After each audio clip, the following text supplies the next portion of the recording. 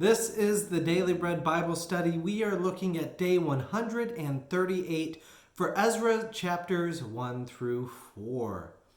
Now, the book of Ezra, it is its kind of own time appearance from what we have seen in the past as we've been discussing the narrative arcs from 1 Samuel, 2 Samuel, 1 Kings, 2 Kings, then the repeat of that in 1 Chronicles and 2 Chronicles, and now we're here in the book of Ezra, which happens after all of that, and the fall of the kingdoms has happened. The community has been exiled away in Babylon, and finally some people have been allowed to return there to Jerusalem. They find that everything is devastated and destroyed, including the temple, and they are trying to rebuild their once proud community. So in Ezra 1, we see that King Cyrus of Persia becomes a vessel of God, namely helping in rebuilding of the temple in Jerusalem. At the end of 2 Chronicles, we discussed how King Nebuchadnezzar of Babylon exiled the Judeans. The temple had fallen into disrepair as the exiled leaders were not able to maintain it. And there was great joy in hearing this new monarch giving permission to Jerusalem and to the return to the temple. So the Spirit works through King Cyrus, as we talked about. He was called an anointed of God, a Messiah of God. And then they work through those exiles to bring the offerings there. So I imagine many of the volunteers are born outside of Jerusalem who come to rebuild this area. So decades have passed since the fall of Jerusalem. In Ezra chapter 2, this chapter we return to a list of names. In verse 2, it has some notable leaders, including Zerubbabel, Yeshua, Nehemiah, and Mordecai.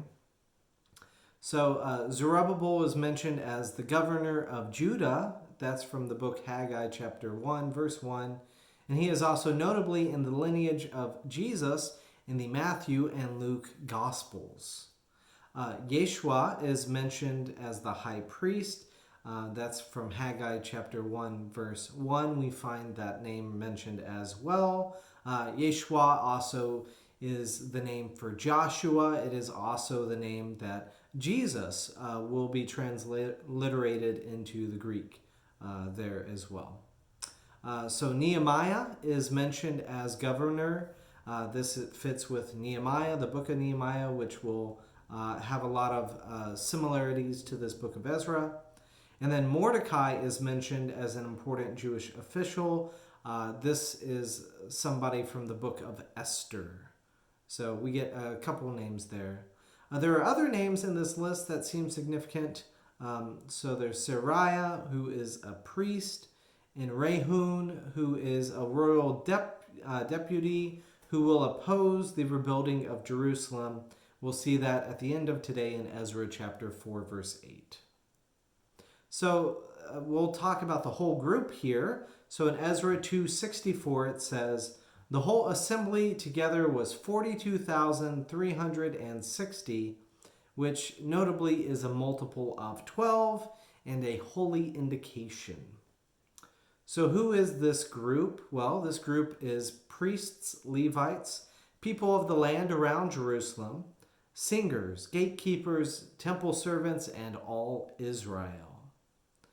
So moving a little bit more to narrative back in Ezra 3, with Yeshua the priest and Zerubbabel the governor leading the way, the people of God seek to restore worship. They build an altar and offer sacrifices according to the book of the law. They observe the festival of booths, and they gather resources to build a foundation for the temple of the Lord.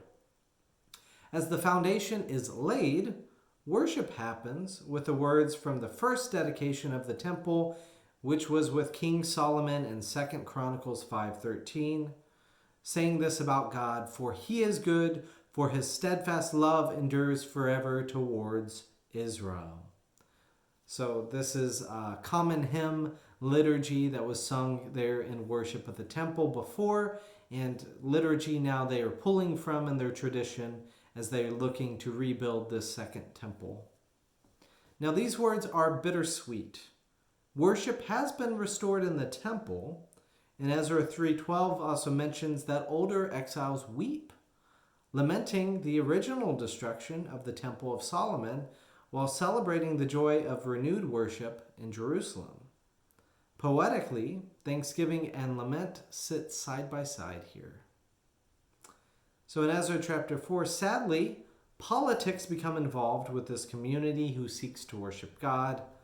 The returned exiles find that the people of the land insist upon helping rebuild the temple, and the returned exiles declined the help. Due to this rejection, the people of the land then bribe government officials to suppress the returned Israelites. Though it may seem innocent for the locals to want to help, the perspective of Ezra is that they're trying to subvert God. The book of Ezra is focused on maintaining purity in the eyes of God, something that their forefathers forgot. And because of this impurity before God, it caused the exile in the first place. This is why foreign influences will be rejected in chapter 10, verse 11, saying, "Now make confession to the Lord, the God of your ancestors, and do his will. Separate yourself from the peoples of the land and from the foreign wives." Now, due to political tensions, the returned exiles stopped building until a later time. The opposition seems pretty strong, as a harshly worded letter is sent to the king, slandering Jerusalem and connecting the Jews with subversion. The king issues a cease and desist order for all of the temple work. So that puts a threat to the rebuilding of the temple. So will it happen? Well, ultimately we learn this. If God blesses it, it will happen. And we will talk more about the continuation of this story next time.